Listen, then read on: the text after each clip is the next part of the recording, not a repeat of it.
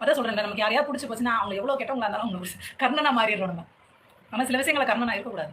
கர்ணன் அழித்து போனாங்க அல்லவா, நமக்கு அது மாதிரியான ஒரு அழிவு வராதுன்னு நம்ம நம்புறோம். ஏன்னா அந்த அளவுக்கு இறங்கி நம்ம பண்ணுறதில்ல, சும்மா பேரளவில் நம்ம சப்போர்ட் பண்ணிட்டு இருக்கோமே தவிர இறங்கி யாருக்கு எதுவும் பண்ணாதனால நமக்கு அந்த அழிவும் வரப்போதில்லை, கர்ணனோட அழிவும் வரப்போதில்லை. இருந்தாலும் யோசிக்கணும். இப்போ இந்த பையன் எவ்வளோ கஷ்டப்பட்டு வீடியோ போட்டாலும் கீழே வந்து நம்மால் வர தெரியுமா, அப்போ நம்மால் வர நல்ல வர கிட்ட வரன்னு ஒருத்தர் கேட்குறான். நம்மால் வரும் சீமானும் ஒன்றா அப்படின்னு அவன் யோசிக்கிறேன்னா, நம்மால் வரும் சீமானும் ஒன்றா யோசிக்கணுமா இல்லையா? ஒரே விஷயத்தை எல்லாரும் பேசுகிறாங்க, எல்லாரும் ஒன்றும் கிடையாது, ஒவ்வொருத்தரும் வேறு வேறு. இப்போ தானே இங்கிலீஷ் மீடியம் லொட்டு லோஸ்க்கெல்லாம் வந்து கிடக்கு. மிஞ்சி போனால் என்ன 90களில் ஆரம்பிச்சிருக்குன்னு நினைக்கிறேன். இந்த இது சும்மா பேரளவில் இருந்தது, கொஞ்சம் வீரியமாக எல்லாரும் ஒரு சின்ன சின்ன ஊர்களெல்லாம் வீரியம் பெற ஆரம்பிச்சிச்சு. அதுக்கு முன்னாடி படித்தவங்கெல்லாம் அப்படியே 90லேயும் போய் எல்லாரும் போய் படிக்க வைக்கல இங்கிலீஷ் மீடியத்தில்.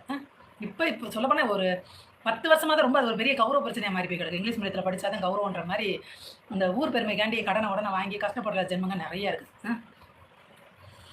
இங்கே சொல்லிக் கொடுக்க தமிழே இல்லைன்னா அப்போ நாங்கள் படித்தவங்கலாம், நான்லாம் தமிழ் மீடியத்தில் தான் படித்தேன்.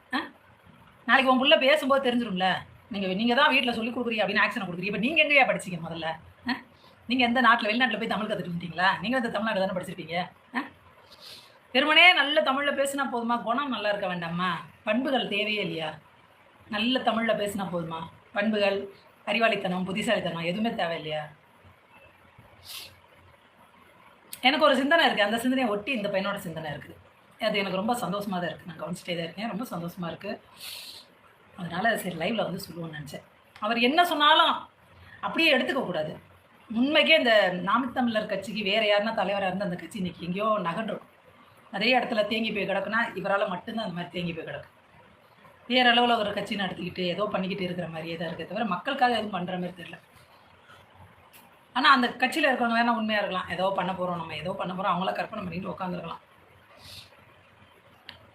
அப்புறம் என்னமோ ஒன்று சொன்னார் நைட்டு, அந்த விஷயம் தான் என்னை கேள்விக்குள்ளாக இருக்குது. தன் பிள்ளையா கிட்டார் பையன் கிட்டார் வாசிக்கிற மாதிரி ஃபோட்டோலாம் வந்துருக்கு. இப்போ இந்த பையன் சொல்ல போய் தான் நான் அதெல்லாம் தேடி பார்த்துட்ருக்கேன். இங்கே இப்போ மே 18 இலங்கை தமிழர் பிரச்சனைக்கு இங்கே இருக்கிற மக்கள்கிட்டயே காசை வசூல் பண்ணி, அது என்ன நிதி? திரள் நிதியை வசூல் பண்ணி, நான் தான் சொல்கிறேன்ல, நீங்கள் அவங்க பேரில் இலங்கை தமிழருக்காகன்னு ஏதாவது பணம் வசூல் பண்ணால் அது டேரெக்டாக அவங்கக்கிட்ட தான் ஒப்படைக்கணும். நம்ம அதில் எதுவுமே செலவு பண்ணக்கூடாது. ஆனால் அதை வசூல் பண்ணி இங்கே ஆட்டம் போடுறது, கேட்டால் துக்க அனுஷ்டிக்கிற வயதை இப்படி தான் துக்க அனுஷ்டிப்பாங்க. எல்லோரும் பார்த்தீங்களா இல்லையா? அங்கே முள்ளிவாய்க்காலில் அவங்க என்ன பண்ணிட்டு இருந்தாங்கன்னு? அதான் கிட்டாரு அவங்க பிள்ளைங்கன்னா கிட்டார் வாசிக்க விடுவாங்க, மற்றவங்களுக்குலாம் தப்பாட்டத்தை போட்டு கேளுங்கடா அப்படிம்பாங்க. அவங்க பிள்ளைங்கன்னா இங்கிலீஷ் மீடியம் இருக்கல, அது என்ன இங்கிலீஷ் மீடியமா இல்லை இந்திய அளவில் படிப்பாங்கல்ல அந்த மாதிரி என்ன பள்ளிக்கூடம், இன்டர்நேஷனல் பள்ளிக்கூடமா? அப்படிதான் இருக்கும்னு நினைக்கிறேன் நான். ஏன்னா அவங்களாம் அதிபரில் கற்பனை அதிபர், தமிழ்நாட்டோட அதிபர் அவர். உங்களுக்கு எங்கேருந்து காசு வருது முதல்ல?